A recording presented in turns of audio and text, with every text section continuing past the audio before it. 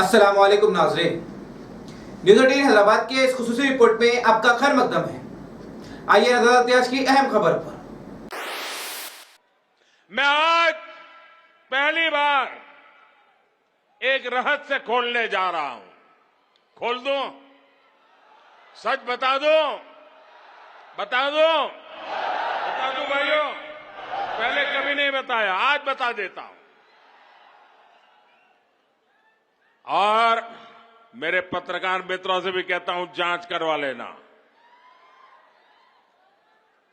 100% सच्चाई बताने आया हूं मैं आज। जब हैदराबाद म्युनिसिपल कॉरपोरेशन का इलेक्शन हुआ, भारतीय जनता पार्टी 40-45 सीटें जीत करके आ गई। 48 किसी को बहुमत नहीं मिला। केसीआर को सपोर्ट की जरूरत थी।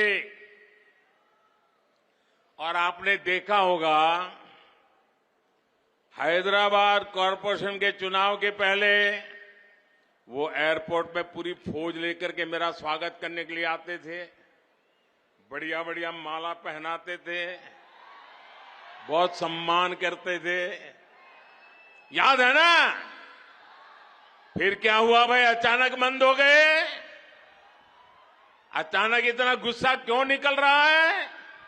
इसका कारण यह है कि हैदराबाद के चुनाव के बाद, ये भी तारीख चेक कर ले मीडिया वाले, वो दिल्ली मुझे मिलने आए, बहुत बढ़िया मुझे शाल उड़ाई, बहुत मुझे आदर किया और इतना प्यार दिखाया, ये केसीआर के कैरेक्टर में ही नहीं है।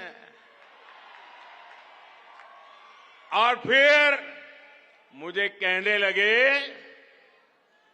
कि आपके नेतृत्व में देश प्रगति कर रहा है, हम भी एनडीए का हिस्सा बनना चाहते हैं, आप हमें एनडीए में शामिल कर दीजिए। मैंने कहा आगे क्या?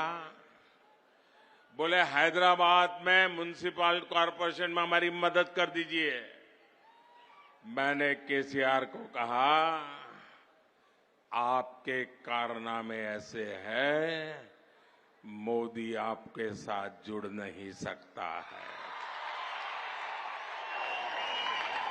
हैदराबाद में हमें विपक्ष में बैठना पड़ेगा तो बैठेंगे।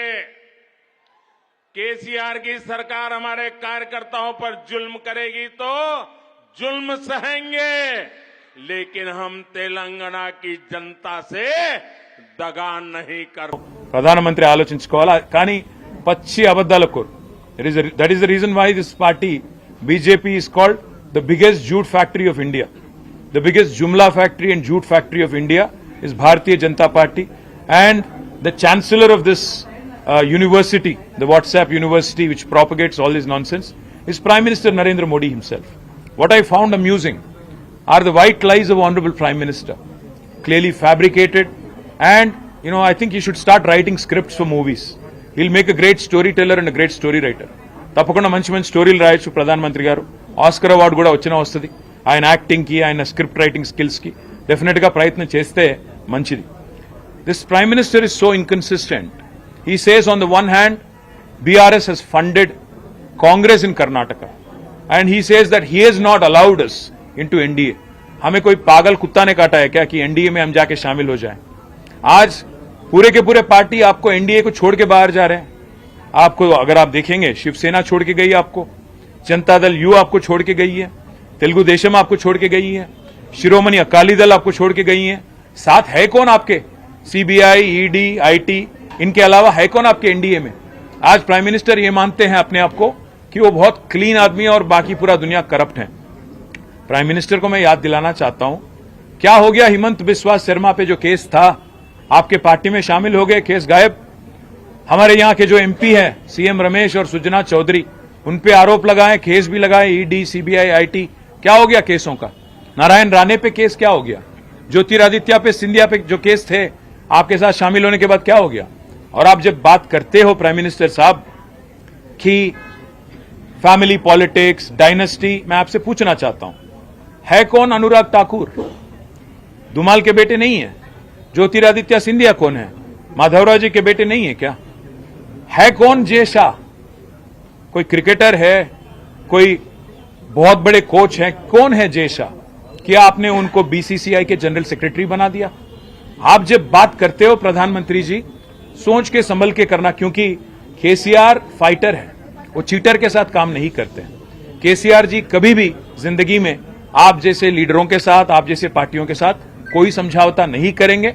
हम पूरे विश्वास के साथ ये कहते हैं, हम कोई दिल्ली के गुलाम नहीं है, हम गुजरात के गुलाम नहीं है, दिल्ली के गुलाम नहीं है। हम तेलंगाना जनता के आशीर्वाद से आज तेलंगाना में 2 बार चुने गए, डेमोक्रेटिकली इलेक्टेड गवर्नमेंट हमारी है।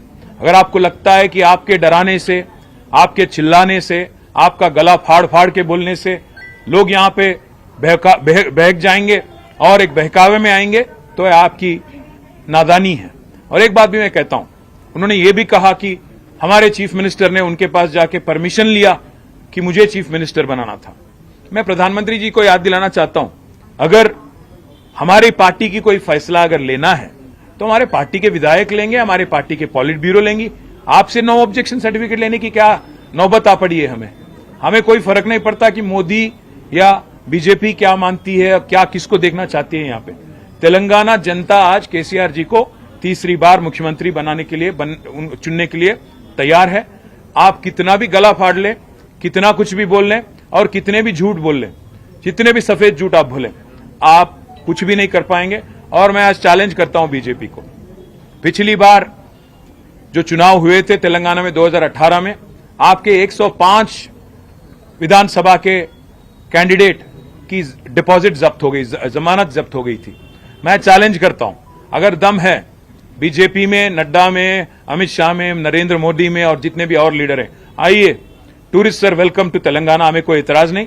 आप आइए, गला फाड़ फाड़ के बोलिए, तेलंगाना जनता को समझाइए कि किया क्या आपने तेलंगाना के लिए पिछले 9 साल में। और कोई अगर वोट देना भी चाहे तो क्यों दें आपको? मैं चैलेंज करता हूं, पिछली बार 105 सीटों में आपकी जमानत जब्त हो गई थी, इस बार 110 सीटों में आपकी जमानत जब्त हो जाएगी। और इस बार आपको एक भी एमपी आपको तेलंगाना से नहीं मिलेगा, क्योंकि आप इतने झूठ बोल चुके हो, इतने कारनामे कर चुके हो। और सबसे अहम बात ये पूछना चाहता हूं प्राइम मिनिस्टर, आप ये मानते हो अपने आप को कि आप बहुत ही साफ इंसान हो, बहुत ही करप्ट, क्या बोलते हैं उनको, क्लीन इंसान हो, तो आप क्यों मुखर गए? जेपीसी अदानी के मामले में जेपीसी से क्यों डरते हो? अदानी के मामले में एक बार भी प्रेस के आगे आके क्यों नहीं बोलते हो? जब श्रीलंका की गवर्नमेंट ने खुद कहा कि वो दबाव में उनको लाया गया, भारत सरकार की तरफ से प्राइम मिनिस्टर मोदी ने खुद श्रीलंका प्रेसिडेंट को बोला कि आपको एक 6000 करोड़ वाला कॉन्ट्रैक्ट अदानी को देना है, क्यों आप आज तक नहीं क्लैरिफाई करते हो? क्यों आप बोलते नहीं हो? हर किसी को डरा के, धमका के जो काम चलाने की तरीका आपने सीखा है, मैं प्रधानमंत्री जी आपसे कहता हूं, ये तेलंगाना में ना चलेगी। आपकी जितने भी यहां पे साजिशें हैं, आपकी जितने भी यहां पे कोशिशें हैं, सारे के सारे नाकाम रहेंगे। नाज़रीन, न्यूज़ 18 हैदराबाद चैनल को लाइक, शेयर, सब्सक्राइब जरूर करें। इसी के साथ ये कहते हैं, मैं इब्राहिम, अल्लाह हाफिज।